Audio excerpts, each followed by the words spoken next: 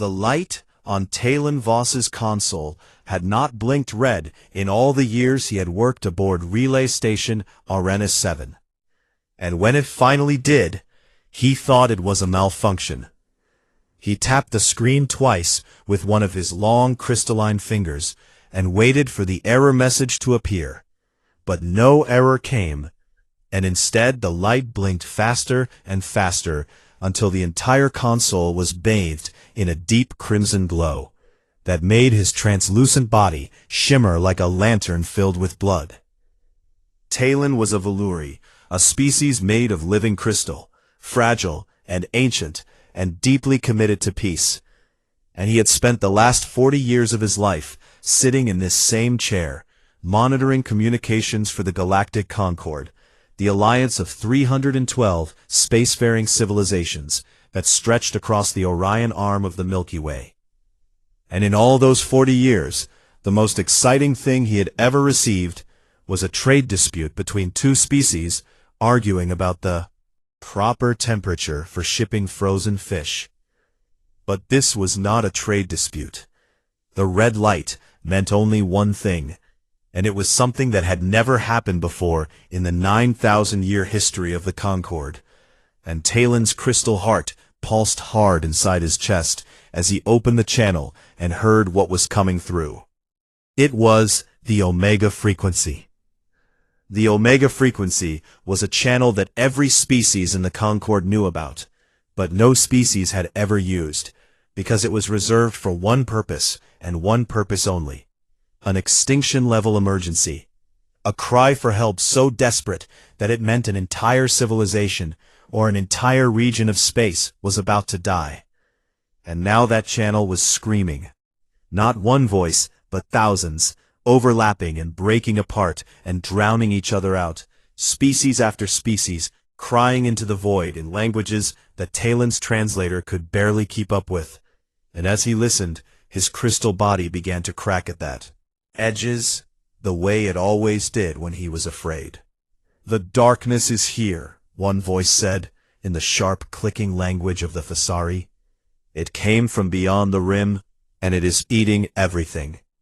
"Our fleet is gone," another voice wailed, in the melodic tones of the quarry.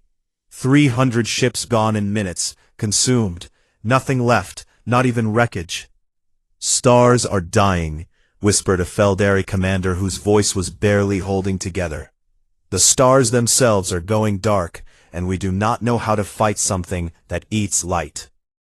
Talon's hands were shaking as he pulled up the source coordinates, and what he saw made him go completely still. The signals were coming from the Thessara Reach, a densely populated cluster of over 60 allied civilizations, home to billions upon billions of living beings, and every single one of those civilizations was screaming at the same time. He activated the long-range sensors and pointed them toward the Reach. Came back was something his instruments could not fully process. A vast region of space where there should have been stars and planets and stations and ships, but instead there was nothing. Not darkness exactly, but absence. A place where everything that had once existed had simply stopped existing, and it was spreading. They were calling it the Absence. Talon did not waste another second. He turned to the master broadcast array and opened a channel to every member civilization of the Galactic Concord, all 312 of them. And he transmitted the SOS on every frequency at maximum power, attaching the raw audio of the screaming and the sensor data showing the expanding void. And then he sat back and waited for the galaxy to respond. The first response came within minutes from the Rithani hegemony, the oldest and most powerful civilization in the Concord, a species of towering serpentine beings who had been traveling between stars for over 8,000 years. And their message was short and cold. The hegemony acknowledges the distress signal and has determined that the Thessara Reach falls outside our strategic defense perimeter. We are recalling all fleets to protect Rithani space. We wish the affected species well. Pause. Talon stared at the message and could not believe what he was reading. The second response came from the Orethian Collective, a hive mind species known for their vast intelligence, and they said, "The collective has calculated the probability of successfully engaging the unknown threat at less than 12%. We are entering emergency isolation. Our borders are now closed." The third came from the Dravani Spire Lords. The Thessara Reach is strategically non-viable, and its loss, while regrettable, does not warrant the deployment of Dravani military assets. And then the responses kept coming, one after another, each one a variation of the same answer. "No, we will not help. No, we will not come. No, it is too dangerous. No, the math does not work. No, we are sorry, but we must protect ourselves." In 6 hours, 280 civilizations had formally refused to send aid to the Thessara Reach. Talon sat in the red glow of his console and listened to the screaming that was still coming through the Omega frequency. The voices of billions of people who were dying right now, while the most powerful civilizations in the galaxy did nothing. And he felt something he had never felt before in his long and peaceful life. He felt rage. He looked at his screen and saw the list of responses, the long column of refusals, and then he noticed something at the very bottom. A single channel that was still open, still connected, still waiting. It was the channel to Sol System, Sector 7G, Humanity. Talon knew about the humans the way everyone in the Concord knew about the humans. They were the newcomers, the youngest species to join the Alliance, barely 40 years since first contact, and they came from a world that the Concord classified as a Category 12 death world, a planet so hostile and violent that the fact anything intelligent had evolved there at all was considered a statistical miracle. The other species did not like humans very much. They found them loud and aggressive and disturbingly comfortable with violence. And more than a few elder races had argued that humans should never have been allowed into the Concord at all, that they were too young and too dangerous and too unpredictable. But right now, their channel was the only one still open. Talon watched the screen and waited, and the seconds felt like hours, and the screaming on the Omega frequency grew louder, as another star system went dark in the Thessara Reach. And just when he thought that even the humans would turn away, a message appeared on his console in simple white text. SOL Fleet Command. Message received. Stand by for response. Talon leaned forward, his cracked crystal body catching the red light, and he whispered to himself, "Please." And then a second message appeared, and when Talon read it, the cracks in his body stopped spreading, and the red light on his console no longer looked like blood. It looked like fire. The message read, "Hold the channel open. We are coming."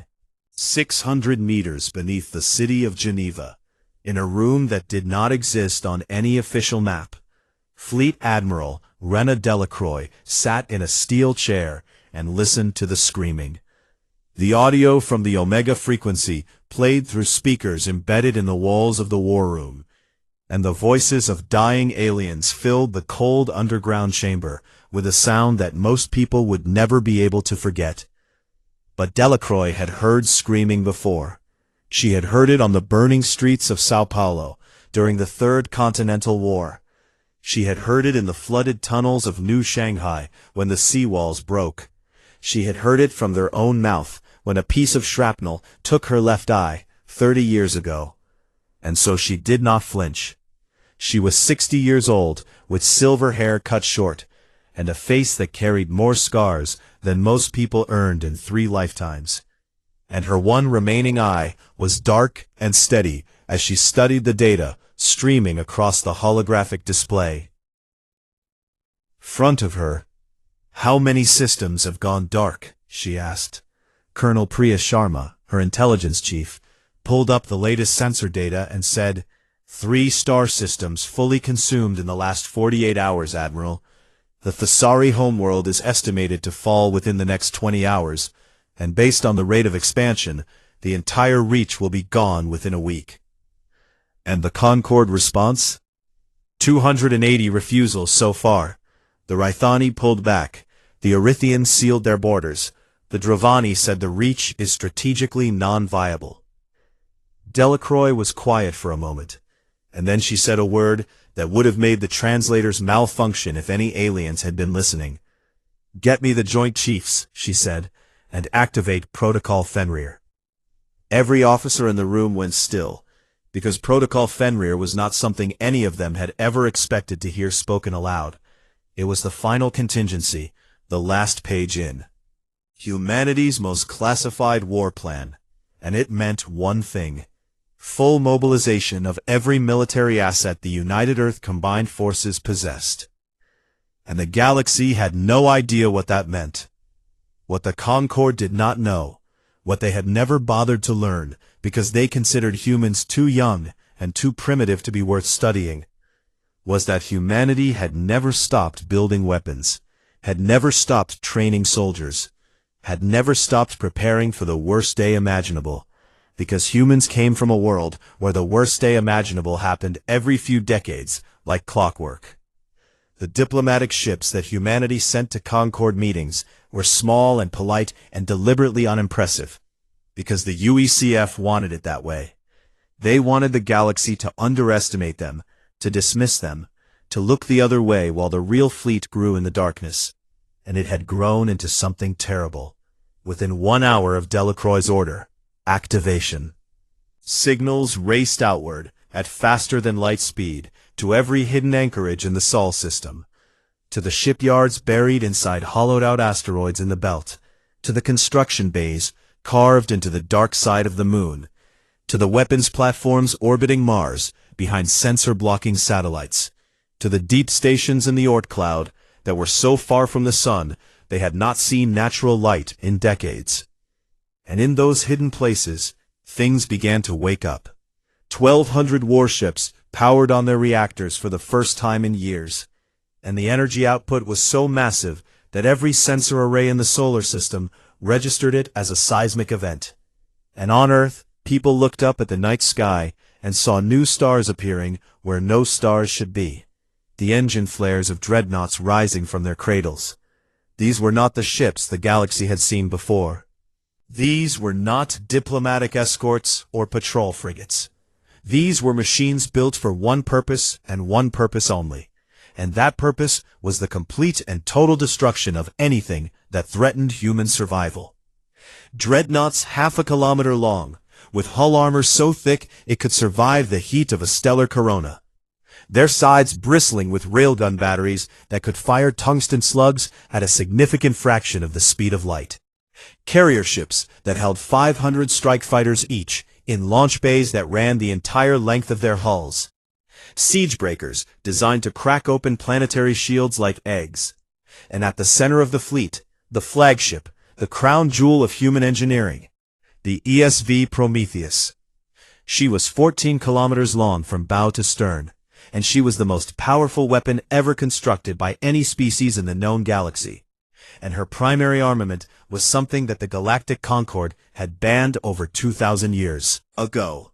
A stellar lance, a device that could tap into the energy output of a star and focus it into a directed beam capable of shattering moons. The Concord had banned such weapons because they considered them too dangerous, too destructive, too barbaric. And when they had learned that humans were researching the technology, they had sent a strongly worded diplomatic letter asking them to stop. The humans had replied that they would take it under consideration, and then they had built the Prometheus anyway, because humans had a very specific definition of under consideration that most alien translators failed to capture. Admiral Delacroix boarded the Prometheus and made her way to the command bridge, a vast circular room at the heart of the ship, where 300 officers worked at stations arranged in concentric rings. And she took her place in the command chair and looked out at the holographic display showing the full fleet assembled in formation. Mwangi, her tactical officer, stood at her right.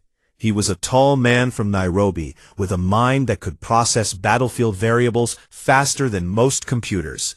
and he had spent the last 15 years running war simulations against every known alien fleet configuration. And he had won every single one. Commander Yuki Tanaka stood at her left. She was the leader of the fighter wings, 6,000 strike craft, and the pilots who flew them. And she had a reputation for being absolutely fearless in combat, which was either inspiring or terrifying, depending on whether you were on her side. And behind them stood Dr. Elias Croft, the fleet's xeno-intelligence analyst, a quiet man with glasses and a nervous habit of tapping his fingers on his datapad. And he was the one person in the room who looked afraid, because he had spent the last hour studying the data on the absence, and what he had found was deeply troubling. "It feeds," Croft said to the Admiral, his voice careful and measured. "Every ship it consumes, every station it absorbs, every star it drains. It gets bigger and stronger, and based on the rate of growth I am seeing in this data, by the time it finishes with the Thessara Reach, it will be large enough to threaten the core systems of the Concorde itself." "So the elder races are not just running away," Delacroix said. "No, Admiral, they are sacrificing the Reach, all 60 civilizations, billions of lives, hoping that the absence will eat its fill and stop before it reaches them. They have done the math and decided that 60 species is an acceptable price to pay for their own survival." The bridge was silent, and every officer heard those words, and something cold and hard settled into the room like iron cooling in a forge. Delacroix stood from her chair and opened a channel to the entire fleet, all 1,200 ships, every soldier and pilot and engineer and medic. And when she spoke, her voice was not loud, but it carried the weight of a species that had been fighting since before it could write its own name. "The galaxy sent out a call for help," she said. And the galaxy's oldest and wisest civilizations heard that call and decided to let billions of people die, because the math told them it was the smart thing to do. They are probably right, because the smart thing and the right thing are almost never the same thing, and we have never been very good at doing the smart thing. Front of her, thousands of humans staring back at her from 1,000 ships. We are not the oldest species in this galaxy. We are not the wisest. We do not have the best technology, or the longest history, or the most elegant philosophy. But we are the ones who heard someone screaming in the dark, and could not just sit here and do nothing. And if that makes us foolish, then I am proud to be a fool. And I will be a fool all the way to the Thessara Reach." She took a breath. "All ships, jump to FTL. We arrive in 31 hours. And when we get there, we are going to show this galaxy what happens when you ask humans for help." 1,200 engines fired at once, and the fleet vanished into the light. And the solar system was quiet again. And on Earth, people looked up at the sky and saw that the new stars were gone.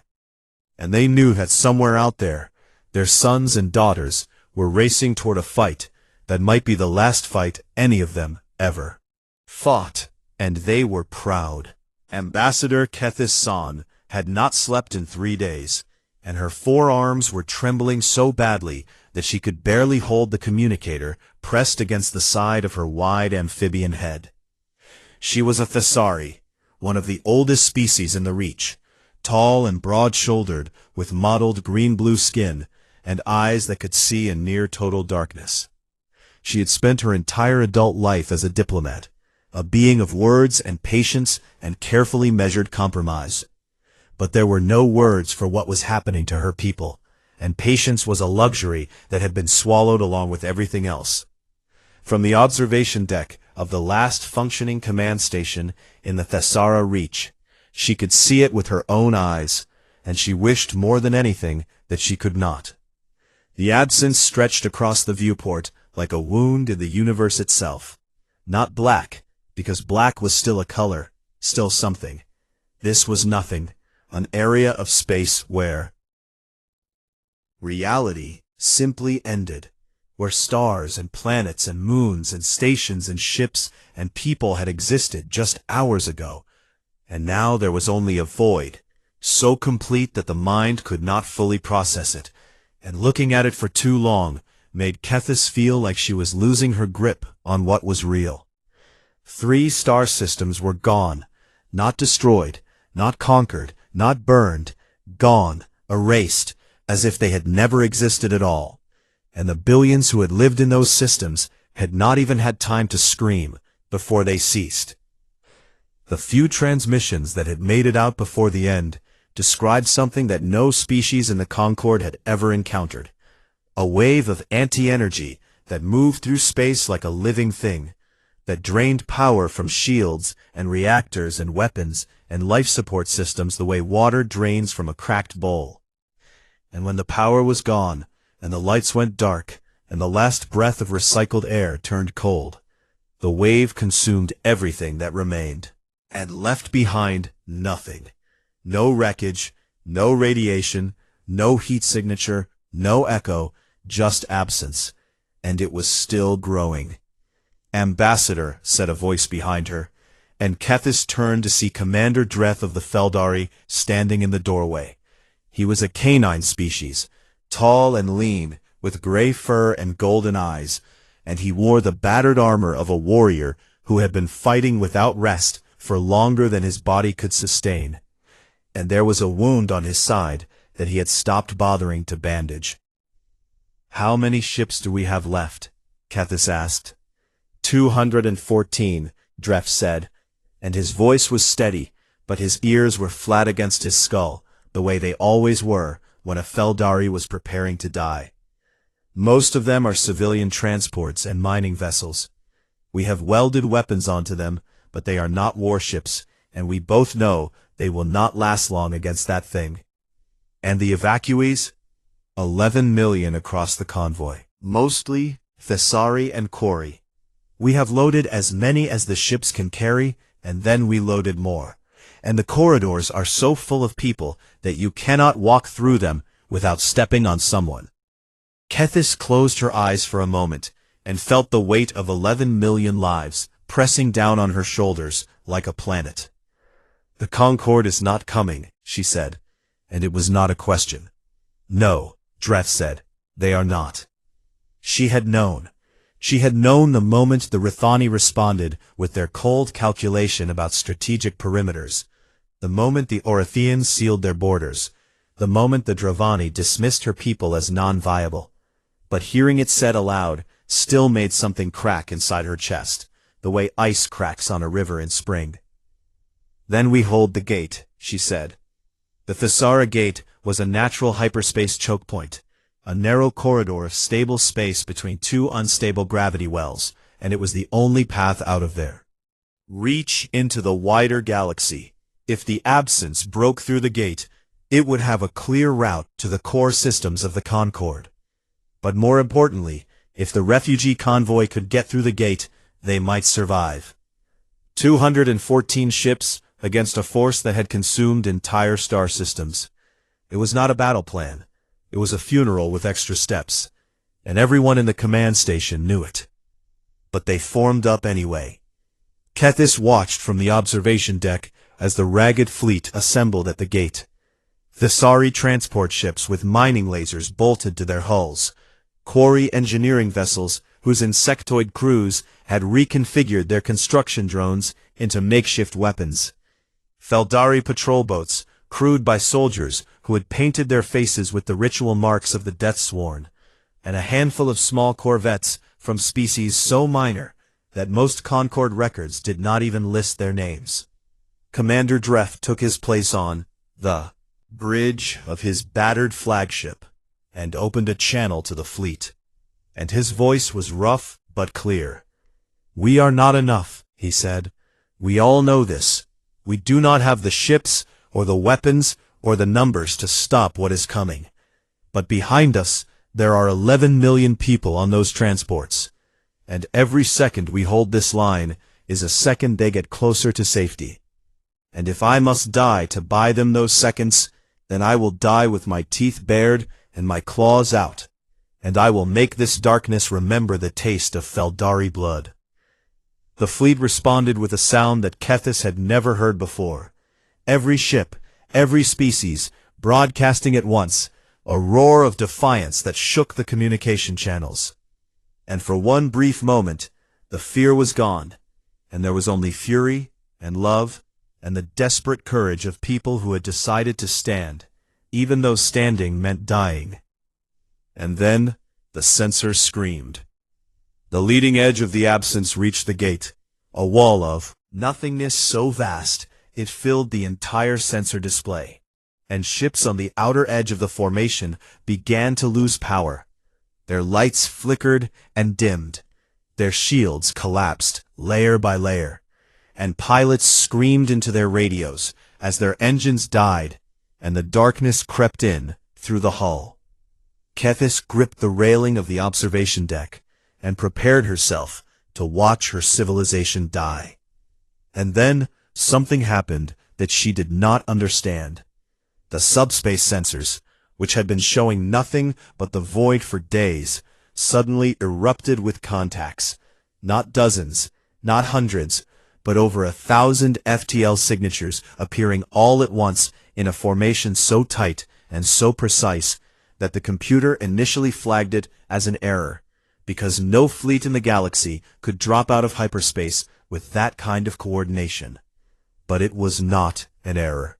The sky split open, and they came through. Ship after ship after ship, emerging from FTL in a wall of steel that stretched across the entire width of the gate. Massive vessels, the likes of which Kethis had never seen, with hulls of dark gray metal, bristling with weapons arrays so dense they looked like the spines of some enormous predator, and engines that burned so bright they were like new stars being born. Every ship was broadcasting on an open channel in every known galactic language, and the message was the same, 5 words repeated over and over, in a voice that was calm and steady and absolutely certain. "This is the United Earth Combined Forces. We heard you, we are here. Get behind us." Kethis could not move. She stood at the viewport and watched as the human fleet, 1,200 warships, more military firepower than most species assembled in their entire history, formed a battle line between the refugee convoy and the absence, and they did it so fast and so smoothly that it was clear these were not ships that had been rushed into service, were ships that had been ready for this moment for a very long time. Commander Dress's voice came through the command station speakers, and he sounded like a man who had been drowning and had just broken the surface. "Ambassador," he said, Are those the humans?" Kethis looked at the massive dreadnoughts taking position ahead of her battered fleet, at the carriers launching wave after wave of fighters that swarmed outward like angry insects, at the flagship, 14 kilometers of dark metal and raw power, moving to the center of the line like a predator settling into a hunting crouch. "Yes," she whispered, and for the first time in 3 days, she felt something other than terror. She felt hope. On the bridge of the Prometheus, Admiral Reyna Delacroix looked at the sensor display showing the absence, and the tiny fleet of alien ships that had been preparing to die fighting it. And she turned to Captain Wangi and said, "Get those civilian ships behind our line, every single one of them, and then bring us to full battle stations." "Yes, Admiral."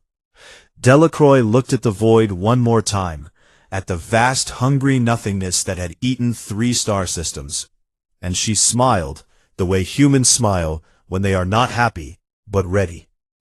"Let us see," she said, "how it likes fighting something that fights back." The first thing the alien commanders noticed about the humans was that they were not afraid. Commander Dreth had fought beside many species in his long career, and he had learned to read the signs of fear across a dozen different biologies.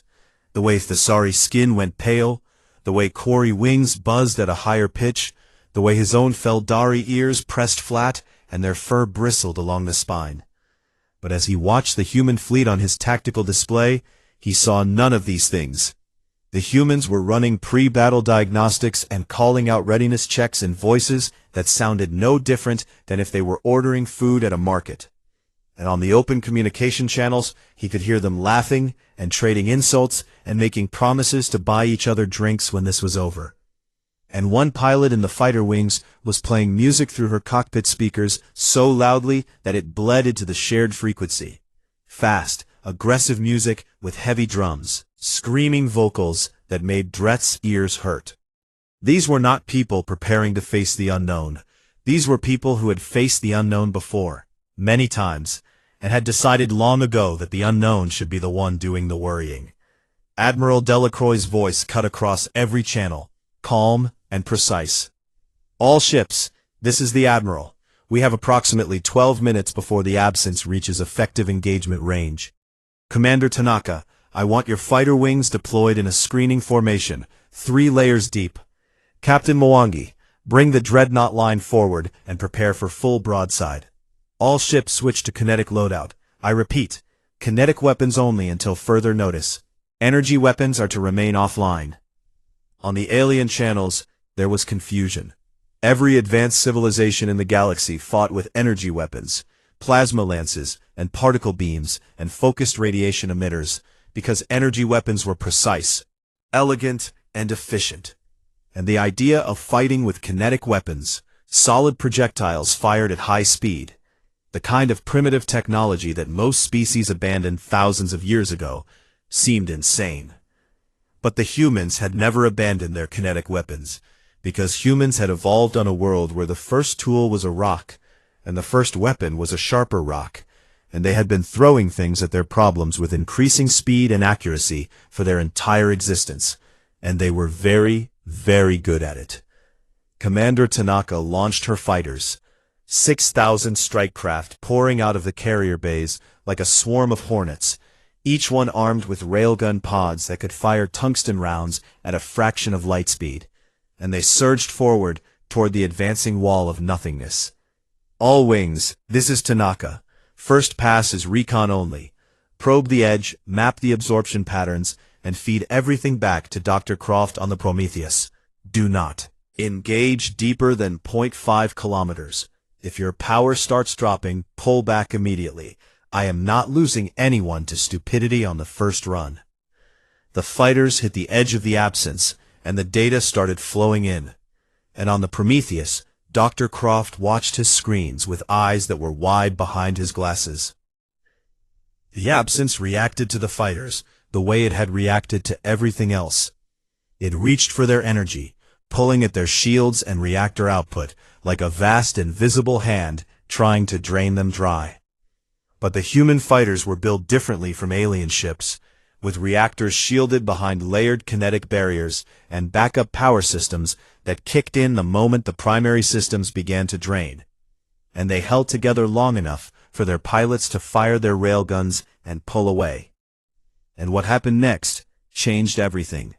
The tungsten slugs hit the absence at enormous speed, and instead of being absorbed the way energy beams had been, they punched through the outer layers of the absence's structure, sending shock waves rippling through the void.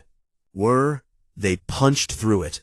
Not deeply, not enough to cause serious damage, but enough to make it shudder, to make it ripple like water struck by a stone. And for one brief moment, pieces of the darkness broke away and dissolved into nothing. "Admiral," Croft shouted across the bridge, "kinetic impacts are effective. The absence absorbs directed energy, but it has a delayed reaction to physical impacts. It was designed, or it evolved, to consume civilizations that fight with energy weapons, and it has never encountered a species that throws rocks." Delacroix allowed herself a grin, and beside her, Captain Mwangi was already recalculating the firing solutions for the entire fleet. "All dreadnoughts," Delacroix said. "Full kinetic broadside. Fire at will."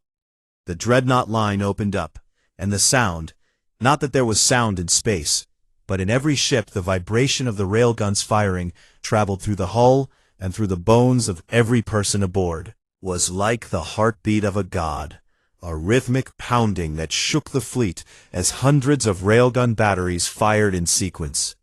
sending thousands of tungsten slugs, each one the size of a ground vehicle, slamming into the absence at speeds that turned them into instruments of devastation.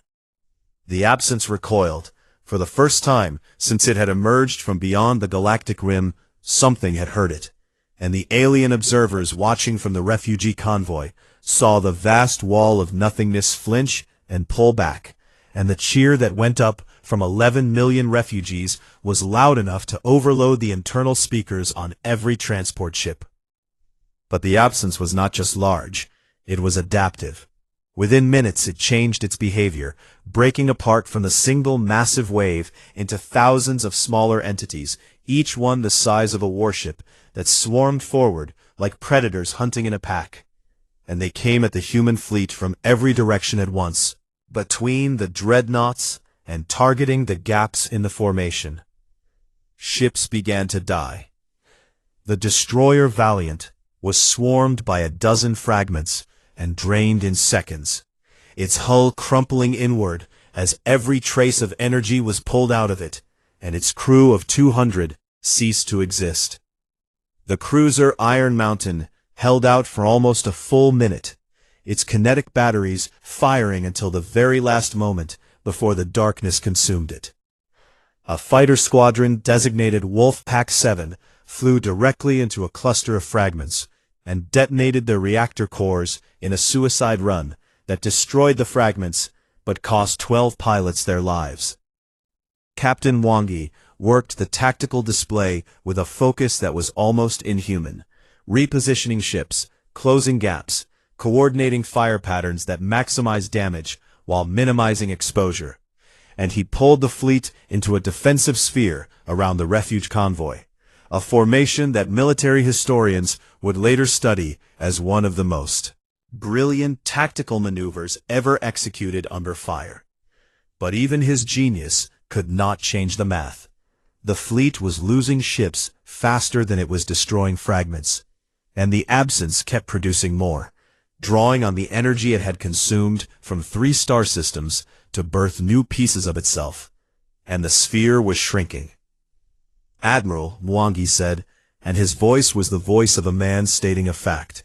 At current attrition rates, we have approximately 40 minutes before the defensive sphere collapses. Delacroix looked at the display and saw her ships dying, and she made a decision that she had known she might have to make from the moment she had activated Protocol Fenrir. "Bring the Prometheus forward," she said. "Charge the Stellar Lance." Every officer on the bridge knew what that meant. The Stellar Lance was designed to channel the energy output of a star into a focused beam, and the nearest star was Thesara's own sun, and using it meant pushing the Prometheus to the very front of the battle line, into the heart of the swarm. The great ship moved forward, and the swarm hit it from every side, and the Prometheus shuddered as fragments latched onto its hull and began to drain, and the outer armor plating began to go dark.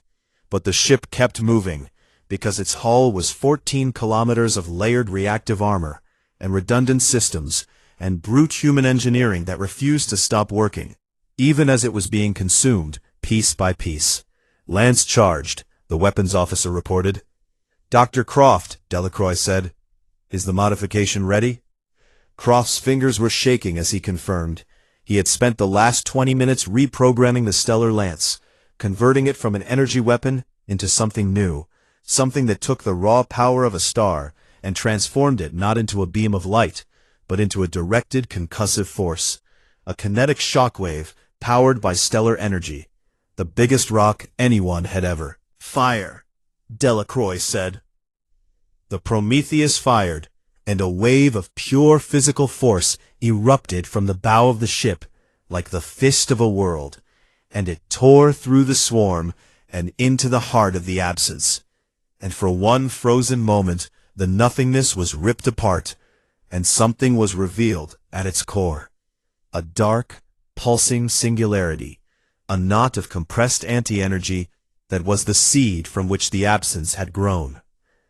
"All ships," Delacroix shouted. "Target the core. Everything you have. Fire now." And they did. Every human dreadnought, every surviving fighter, every alien ship that still had a weapon that worked.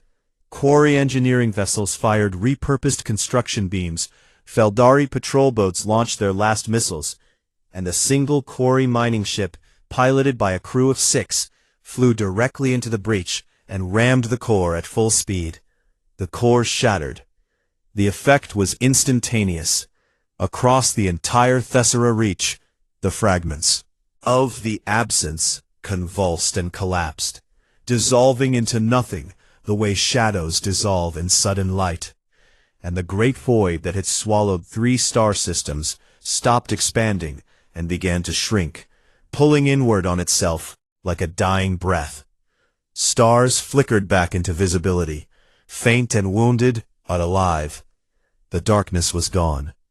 On the bridge of the Prometheus, which was now missing a third of its hull and running on emergency power, Admiral Delacroix leaned back in her command chair and closed her one good eye, and the silence that filled the bridge was the most beautiful sound she had ever heard. In the hours after the battle, the Thessera Reach was quiet in a way that felt sacred, like the silence after a storm breaks, or the hush of a room where someone has just survived something they should not have survived. The wreckage drifted through space in slow, turning clouds, pieces of human warships mixed with fragments of alien vessels, shattered hull plating, and broken antenna arrays, and the occasional frozen flash of a personal photograph or a child's toy that had been sucked out through a breach and now floated among the stars like a memorial no one had planned. 347 human warships were gone. 190,000 human soldiers, pilots, engineers, medics, and crew were dead.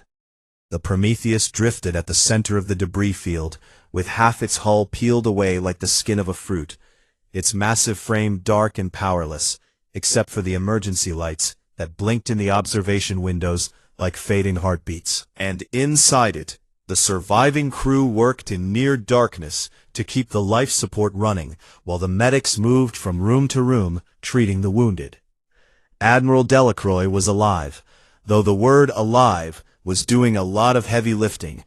A structural beam had collapsed on her during the final moments of the battle, and had broken 3 of her ribs, shattered her right arm, and opened a wound across her back that the field surgeon had sealed with emergency adhesive and a prayer. And she was lying on a stretcher in the triage bay, refusing to stay still. "Get me a communication link to the fleet," she said to the medic who was trying to hold her down. "Admiral, your lung is bruised and you have lost a significant amount of blood, and if you do not lie still, I cannot guarantee." "I did not ask you what you cannot guarantee, Lieutenant. I asked you to get me a communication link." The medic, who had learned long ago that arguing with Rena Delacroix was a waste of everyone's time, brought her a portable communicator. Across the debris field, the surviving human ships were already organizing rescue operations, sending shuttles into the wreckage to search for survivors, and the alien crews from the Thessari and Quarry and Feldari ships had joined the effort, working alongside humans for the first time. And what they saw amazed them. Human bodies could absorb an extraordinary amount of damage and continue functioning. They found a human engineer who had been exposed to vacuum for nearly 2 minutes and was still conscious. They found a pilot whose fighter had been crushed into a space half its original size, and who had somehow survived by wedging herself into a maintenance compartment and breathing recycled air from their suit. They found a medic who had lost his right hand and had cauterized the wound himself, and then continued treating other patients for 3 more hours before anyone noticed he was injured. Healers, whose medical knowledge was ancient and vast, looked at the human body with something between admiration and horror. It was not elegant, it was not efficient, it was a clumsy machine, held together by stubborn chemistry and sheer biological refusal to quit. And it was the most resilient organic structure they had ever examined. "How do they survive on their world?" one Thessari healer asked a human nurse. The nurse, who had a bandage on her forehead and blood on her uniform that was not her own, smiled and said, We just got used to it. In the days that followed, the full scope of what had happened began to reach the rest of the galaxy.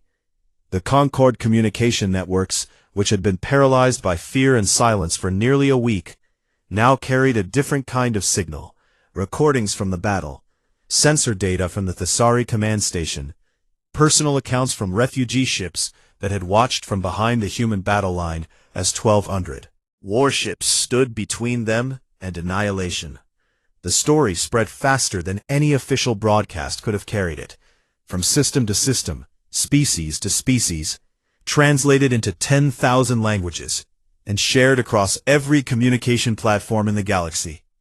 The story of the day the galaxy screamed for help, and only one species answered. Ambassador Kethis San stood before the full assembly of the Galactic Concord, in the great circular chamber on Station Meridian, where representatives of 312 civilizations sat in tiered rows that rose toward a ceiling painted with the light of artificial stars. And she spoke. 9 days ago, she said, and her voice was transmitted to every inhabited world in the Concord. The Thesara Reach sent a distress signal on the Omega frequency. The first time in 9,000 years that channel had been used, and we begged for help. She paused and looked around the chamber at the faces of the delegates. The serpentine Rithani, the crystalline Veluri, the towering Dravani, the insectoid Orethians, all of them watching her with expressions that ranged from guilt to defiance to shame. 280 of you said no. The chamber was completely silent. The Rithani hegemony said we were outside their strategic perimeter. The Orethian collective said the odds were not favorable. The Dravani Spire Lords said our systems were non-viable. And dozens of others said nothing at all, which was perhaps the cruelest answer of all, because at least the ones who said no had the courage to say it. She activated the chamber's audio system and played the recordings. First the screaming, the voices of billions of people dying in the Thesara Reach while the darkness consumed their worlds. And then the silence, the vast empty silence of 280 civilizations that had heard and chosen to do nothing. And then she played the human response. Simple white text on a black screen. Hold the channel open, we are coming. And then Delacroix's voice addressing her fleet. We are not the oldest, we are not the wisest, but we are the ones who answer. And then the open broadcast as the human fleet arrived. This is the United Earth Combined Forces. We heard you. We are here. Get behind us. Kethis let the recordings end and stood in the silence that followed. Humanity lost 347 ships, she said. 190,000 of their people are dead. They came from across the galaxy in 31 hours, and they fought something that had destroyed 3 star systems, and they won. And they did not ask for anything in return. They did not demand territory or resources or political concessions. They came because someone asked for help, and they could not say no. She looked directly at the Rithani delegate, whose serpentine body had coiled in on itself, as if trying to become smaller. You have called humans primitive, Kethis said. You have called them violent and young and dangerous, and perhaps they are all of those things. But when the darkness came, and the oldest and wisest civilizations in this galaxy hid behind their borders and calculated acceptable losses, it was the primitive, violent, young, dangerous humans who stood in front of our children and bled for them. The political aftermath was seismic. The Rithani hegemony's ruling council was dissolved within days, as citizens rose up in fury at their government's refusal to act. The Orethian collective fractured for the first time in its hive mind history, as individual nodes began questioning the morality of pure calculation. The Dravani Spire Lords faced formal censure from the Concord, and their diplomatic status was suspended. And across the galaxy, species that had never given humanity a second thought began to look at the Deathworlders with new eyes. Concord was restructured, and humanity was given a permanent seat on the High Council, not the peripheral advisory role they had been allowed before, but a full seat with full authority. And the vote was unanimous, except for 3 abstentions from species that did not have the courage to vote no, but could not bring themselves to vote yes. On Earth, the surviving ships of the Vanguard Armada returned home, and the cities erupted with celebrations that lasted for days. But Admiral Delacroix did not attend any of them. She stood instead in a quiet memorial garden outside Geneva, leaning on a cane because her body was held together by surgical adhesive and stubbornness. And she stood before the families of the 190,000 who would not be coming home. And she looked at their faces, the wives and husbands and parents and children who were trying to be brave the way their loved ones had been brave.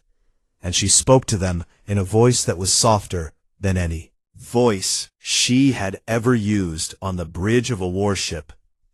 "They will call us warriors," she said, "and they will call us saviors and heroes and legends. But your people, the ones we lost, they were not any of those things, or rather they were all of those things, but that is not why they went. They went because they heard someone crying for help, and they could not live with themselves if they did nothing. And that is not special. That is not unique to soldiers or heroes. That is just what it means to be human." She stood in the garden until the last family had gone, and then she stood a little longer, alone with the names of the dead carved into stone walls that stretched longer than she could see. 10,000 light-years away, on relay station Arenas 7, Talon Voss sat at his console in the soft blue glow of a normal communications shift. The Omega frequency was silent again, and the regular channels hummed with the ordinary business of a galaxy that was slowly, painfully, learning to be better. Trade negotiations and cultural exchanges, and a surprising number of requests from alien species asking humanity to teach them how to build kinetic weapons, just in case. Talon received a routine ping from Sol System, a fleet status update, nothing urgent, and he read it carefully, the way he now read everything from Earth, with attention and respect, and a feeling that he could only describe as gratitude. The humans were rebuilding their fleet, replacing the ships they had lost, training new crews, preparing for the next time the darkness came, because humans understood something that the elder races had forgotten, that safety was not a guarantee, but a choice. And that choice had to be made again and again, every single day. Talon closed the status update and leaned back in his chair and looked out the viewport at the stars. And they seemed brighter to him now than they had before. Not because anything had changed about the stars, but because something had changed about the way he understood the galaxy. Somewhere out there, on a small blue planet orbiting an ordinary yellow star, the youngest species in the Concord was getting ready, not for war, not for conquest, but for the next time someone needed help. And when that time came, Talon knew exactly who would answer. He smiled, and the cracks in his crystalline body, the ones that had formed on the worst night of his life, caught the starlight and turned it into something beautiful. And he whispered a single word into the quiet of his station.